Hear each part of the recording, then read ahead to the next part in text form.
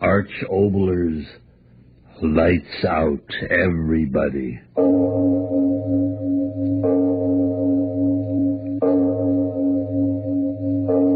It is later than you think.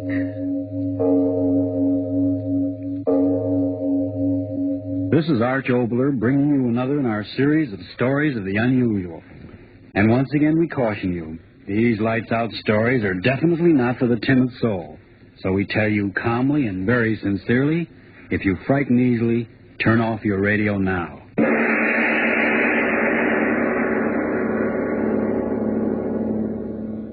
The voice you are about to hear is that of the thoughts of one Darrell Hall, accused murderer.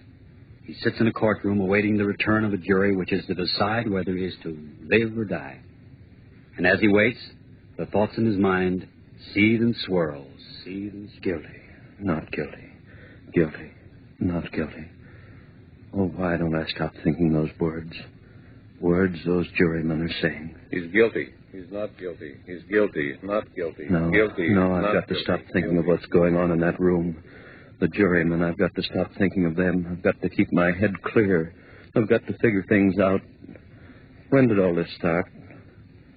Yes, I remember. That night Wayne and I were sitting in my room talking about dreams.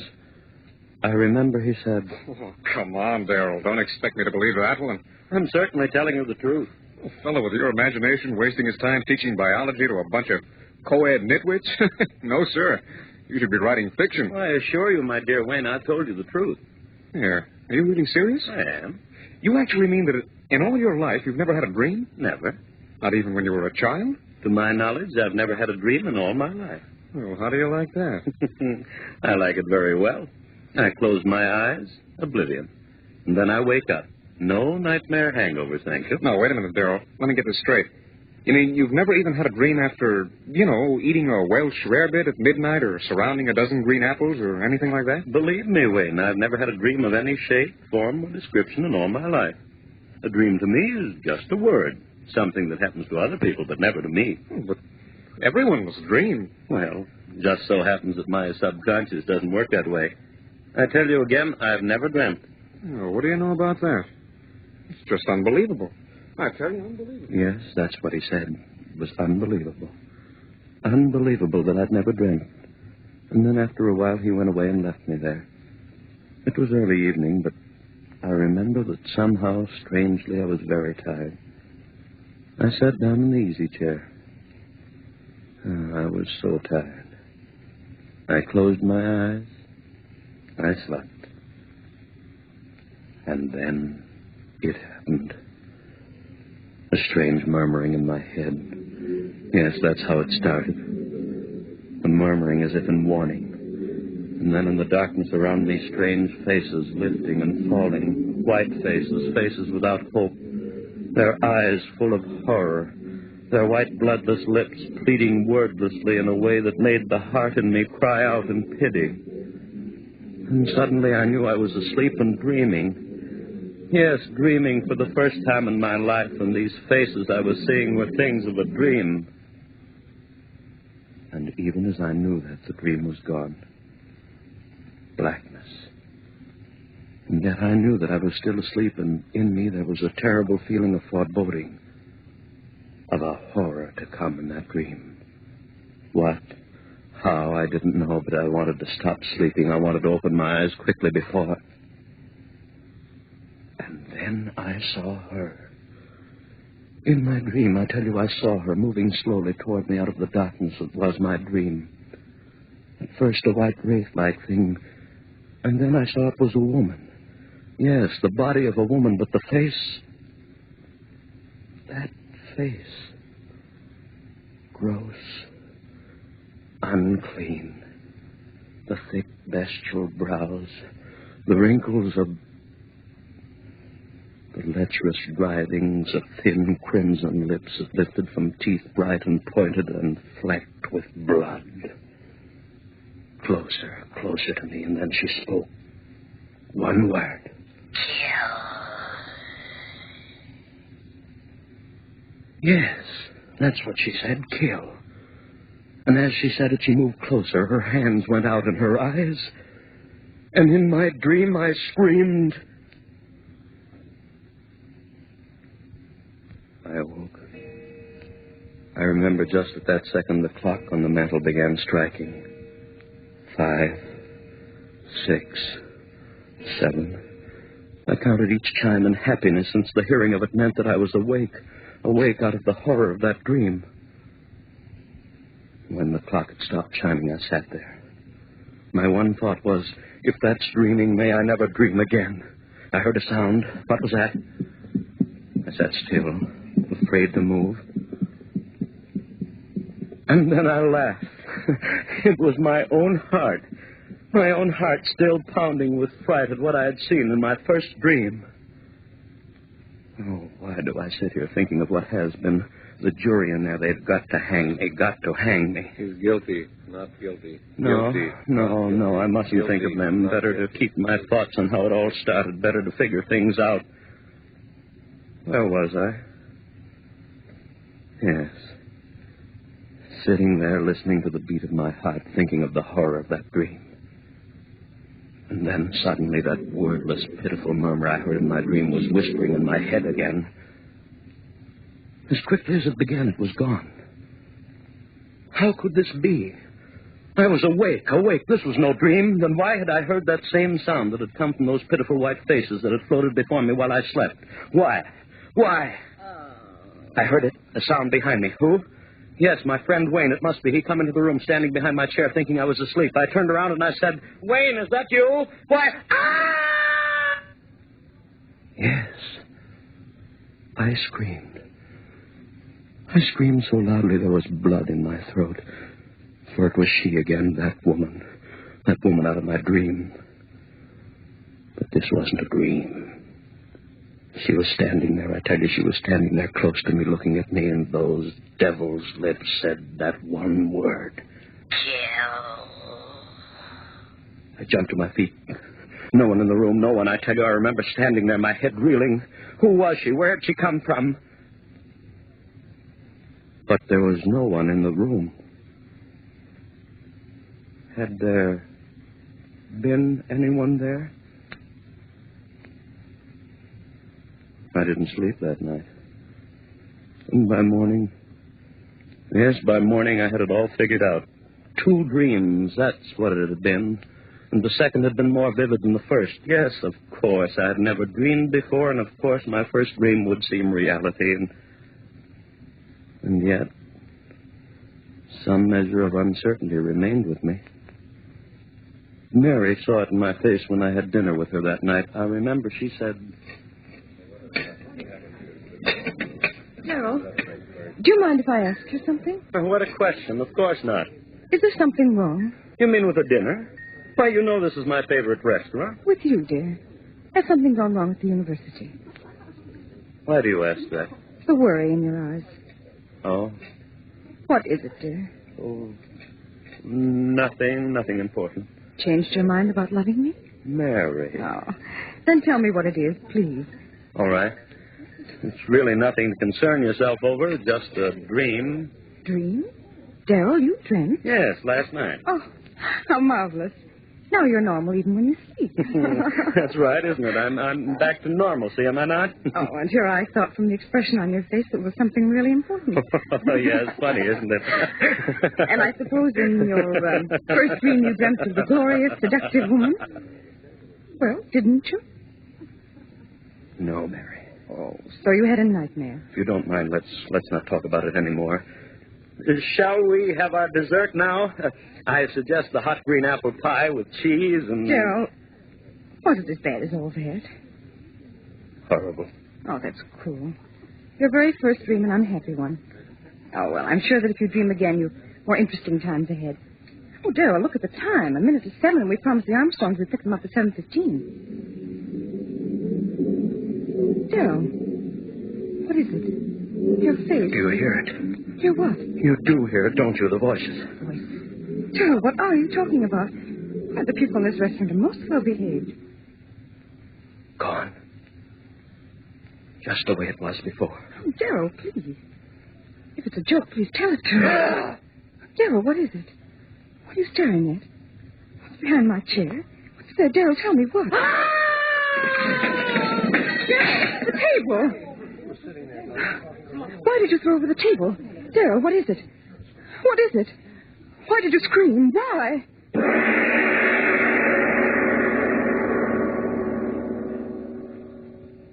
Yes, she wanted to know why I had done it. Scream thrown over the table. They all wanted to know. But how could I tell them?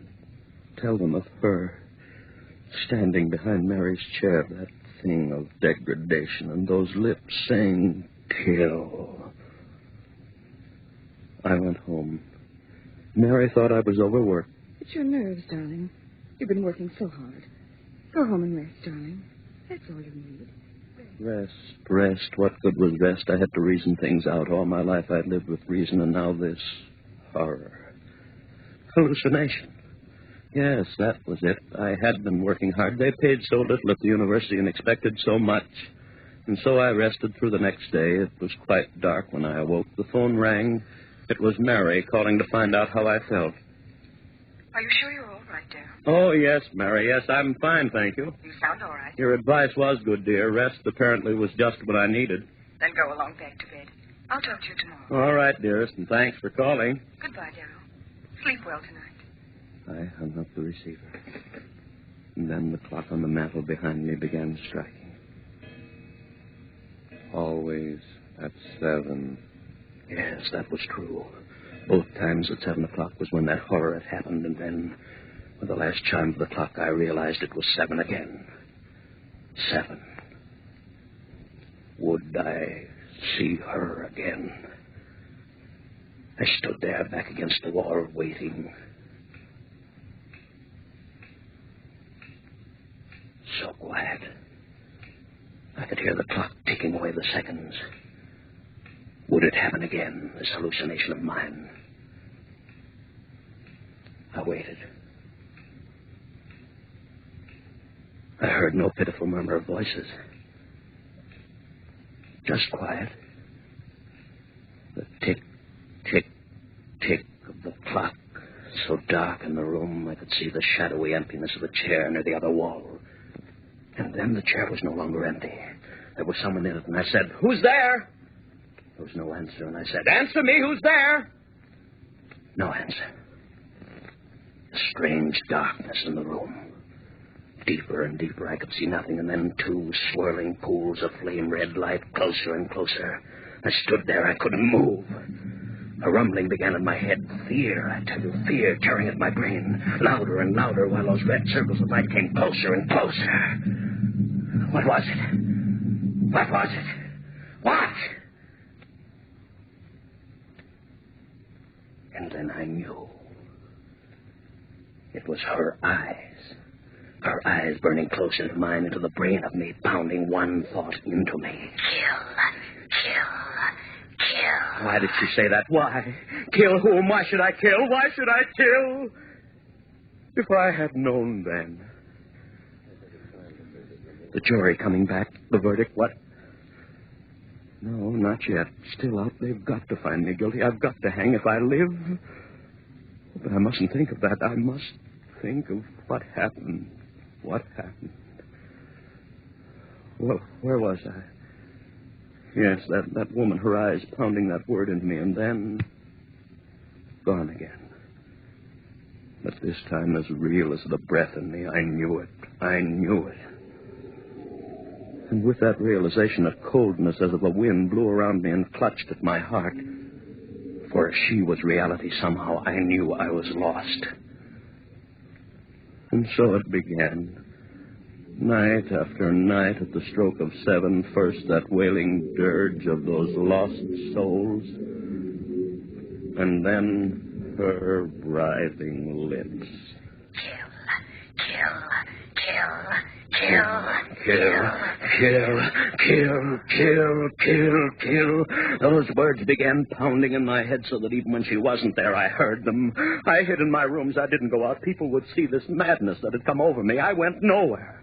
And soon I knew they were talking of me, my friends. I tell you, I don't know what's come over Darrell. Hides in his rooms, won't even talk to me. Something is wrong. Where are you? And Mary. Please, Darrell. You've got to let me see you. Just talking over the phone. Oh, Darrell, what's wrong? What's wrong? And night after night, the horror of... And the greater horror of... Kill. Mary pleaded with me. Darrell, if you love me, please let me see you. Talk to you. Come over to my house tonight. Please, Darrell. Perhaps I can help you. Please, darling. Please. I didn't want to go, but I went. That night, perhaps she could help. Yes, help me understand the madness of those wailing voices and drifting white faces. Understand the horror of that woman and that maddening word. Mary, so understanding, so gentle, she could help me. Clear my head of the madness.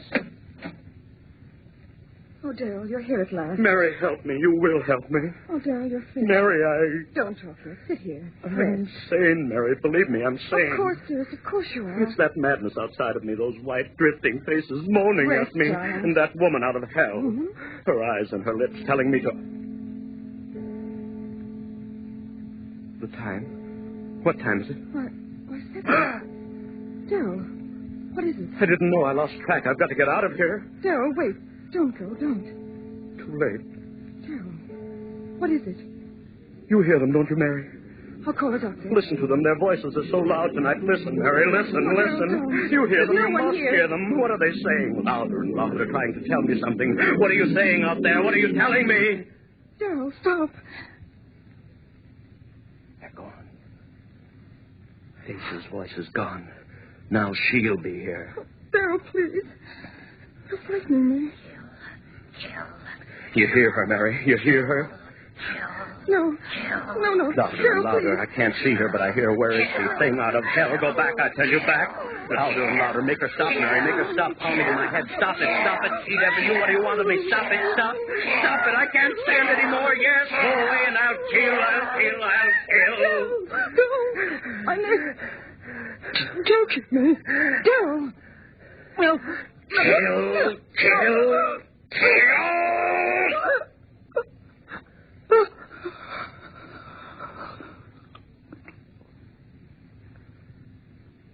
Mary.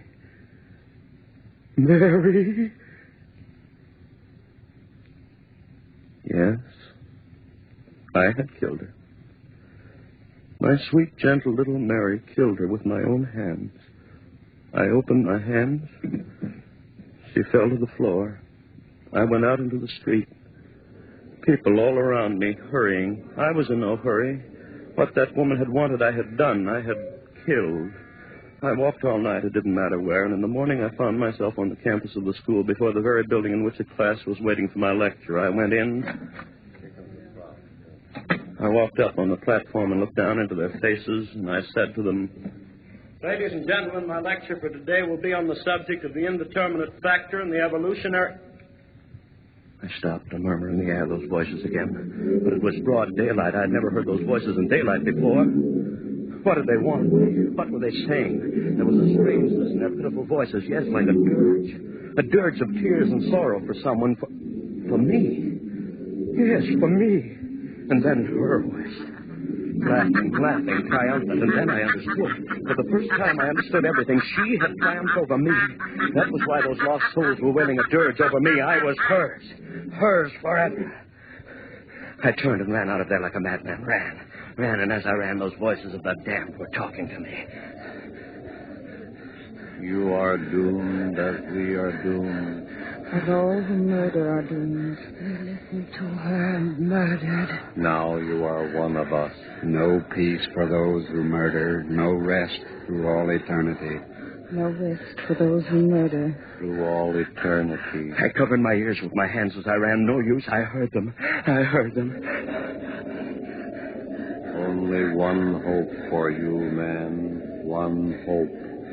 Expiate your crime. On the gallows. Pay for what you have done. Die on the gallows, and you shall have rest. One hope, man, one hope. So that was it. If I paid society for my crime, she would fail. I would be free of her, that thing, that essence of evil, that siren who called men to murder her so that souls, their souls, would be slaves to her for all eternity. Yes, I would pay for my crime. I ran on back to Mary's house. Yes, I would pay, and gladly with my life to have peace and the rest of oblivion. I went back into the house. Yes, Mary was still there. Cold. I lifted her. Those same hands that had crushed the life out of her lifted her and carried her out into the sun. My eyes were so filled with tears that I could hardly see where I walked. People began milling around me. Hey, look at that guy. He's got a woman in his arms. Where's he carrying her? Hey, she must have fainted. No, look. She's dead. Hey, who killed her, mister? Who killed her? I did. I killed her with my own hands. I killed her, and please, I want to die for that. And then the trial. My friends, they wanted to save me. Clever attorneys, insanity commissions, and twists of the laws. But I wanted to die. I tell you, I had to die. If they set me free, if I lived and died as most men die, whose death they call a natural one, then she would have me. No, I want to hang by the neck until dead. I want that noose around my neck, the trap beneath my feet. The jailer pulls the switch. My feet dancing in air, the noose murdering me the way my hands committed murder. Oblivion. And I'd be free of that horror with the writhing lips and the blood-stained teeth. The jury, they're coming in guilty. They've got to find me guilty. Guilty, find me guilty. We, the jury, find the defendant guilty of murder in the first degree. Guilty! You hear that? You think the devil guilty! And they'll hang me by the neck until dead, and I'll be free of you. I'll have my peace. You failed, you dreamed, you. I'll pay for my crime. You'll never get me. You'll never get... Hey, he's fainted. The defendant's fainted. Get a doctor, someone. Ambulance, call an ambulance. It's no use. This man is dead. Heart attack. Holy. Would you take a look at his face? As if he was looking at the devil himself.